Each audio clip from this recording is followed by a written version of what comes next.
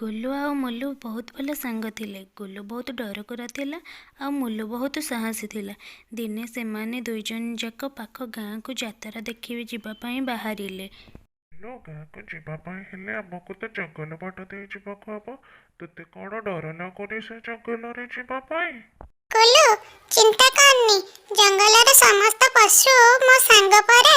ଏବେ ଚାଲ ମୋ ସାଥିରେ। ଜଲ୍ଦି ଜଲ୍ଦି ସେମାନେ ଜଙ୍ଗଲରେ ପହଞ୍ଚିଗଲେ। ଗୋଲୁ ଆସିଲା, ହେଲେ ତାକୁ ବହୁତ ଜୋରସେ ଡର ଲାଗୁଥିଲା। ଜଙ୍ଗଲର ଶବ୍ଦ ଶୁଣି ତାକୁ ଅଧିକ ଡର ଲାଗିଲା। ତାକୁ ଡର ନ ଲାଗିବା ପାଇଁ ମୋଲୁ ଗୀତ ଗାଇ ଗାଇ ଚାଲିଲା, ଲା ଲା ଲା ଲା ଲା। ଆଉ କିଛି ସମୟ ପରେ ତାଙ୍କ ପଛରୁ ଗର୍ଜନ ଶୁଭିଲା। ଆଉ ସାହସୀ ଗୋଲୁ ମଧ୍ୟ ଡରରେ ଥରିବାରେ ଲାଗିଲା। ଆରେ ମୋଲୁ, ଏ କଣ ଥିଲା? ଗୋଟେ ଭାଲୁ ତ।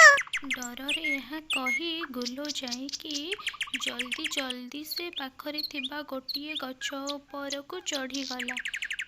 ଗୋଲୁ ଗୋଲୁ, ତୁ ପଳେଇ ଆ। ଗୋଲୁ କିଛି ଜାଣିପାରିଲାନି ସେ କ'ଣ କରିବ ବୋଲି। ଆଉ ଗୋଟେ ଉପାୟ ଚିନ୍ତା କଲା। ସେ ଭୂଇଁରେ ନିଶ୍ୱାସ ବନ୍ଦ କରିକି ଶୋଇ ରହିଲା।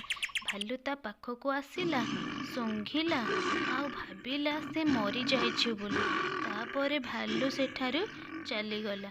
ମୋଲୁ ଗଛରୁ ଆସ୍ତେ ଆସ୍ତେ ଓହ୍ଲେଇ ଗୋଲୁ ପାଖକୁ ଆସିଲା।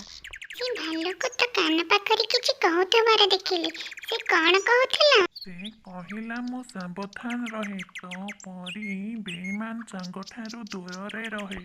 ମୋଲୁକୁ ତାହା ଶୁଣି ବହୁତ ଦୁଃଖ ଲାଗିଲା। ତୁ ମୋର ସବୁଠାରୁ ଭଲ ସାଙ୍ଗ ନା, ସେଥିପାଇଁ ମୁଁ ତତେ କ୍ଷମା କରିଦଉଛି ହେଲା। ତାପରେ ଦୁଇଜଣ ଗାଁକୁ